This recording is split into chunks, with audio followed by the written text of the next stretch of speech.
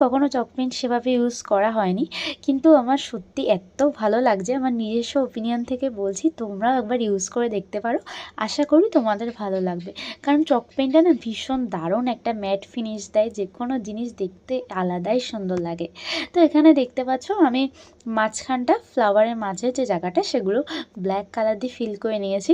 এরপর যাতে জিনিসটা দেখতে আরও একটু ভালো লাগে, যাতে একটু দৃষ্টি আকর্ষণ করে মানুষের, তার জন্য আমি এখানে ব্ল্যাক কালার দিয়ে একটু বর্ডার মতন করে দিয়েছি।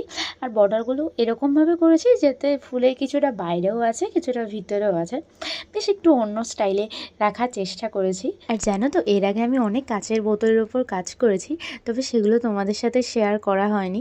এরপরে ইচ্ছে আছে যখন কোনো বোতলের ওপর কাজ করব তখন তোমাদের সাথে নিশ্চয়ই শেয়ার করব।